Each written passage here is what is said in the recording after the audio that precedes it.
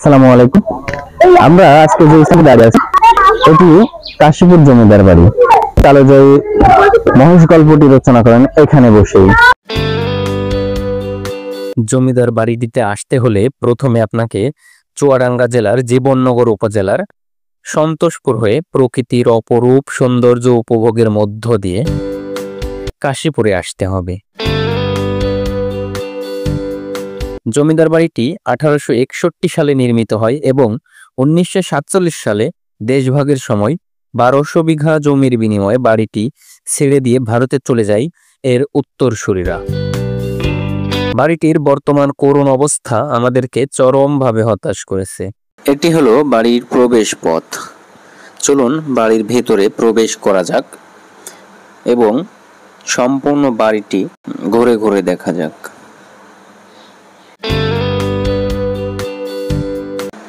বাড়িটিতে প্রবেশ করে ডান দিকে তাকালেই দুইতলা এই পুরাতন ভবনটি চোখে পড়বে, যেটা সে সময়কার নির্মাণকৃত এবং বর্তমানের যুগের সাথে তাল মিলিয়ে কিছুটা সংযোজন করা হয়েছে, আবার কিছুটা বিয়োজনও করা হয়েছে।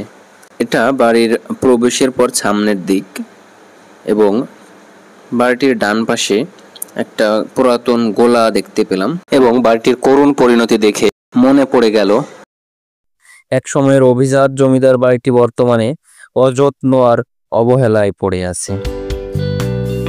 উদাহরণস্বরূপ বলা যায় বাড়িটির লাল দেয়াল ও ধূসর বর্ণ ধারণ করেছে।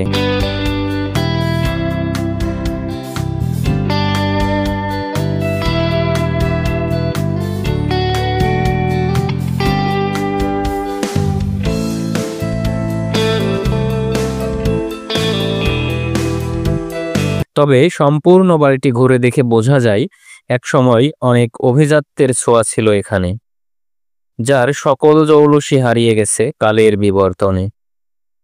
ইতিহাস ঘেঁটে দেখা যায় তৎকালীন জমিদার বিনয় কুমার ছিলেন খুবই অত্যাচারী একজন মানুষ এবং অত্র এলাকার ধনকুবের একজন ব্যক্তি।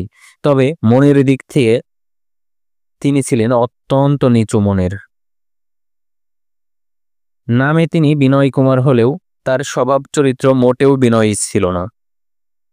একবার তার ভাগ্নে শরৎচন্দ্র চট্টোপাধ্যায় মামা বাড়িতে বেড়াতে এসে নিজ চোখে এসব নির্মম অত্যাচারের চিত্র দেখে খুবই মর্মাহত হয়েছিলেন এবং এখানে বসেই রচনা করেছিলেন কালোজয়ী সেই মহেশ নামক ছোট গল্প, যার বিখ্যাত দুই চরিত্র হল গফুর এবং তার মেয়ে আমিনা।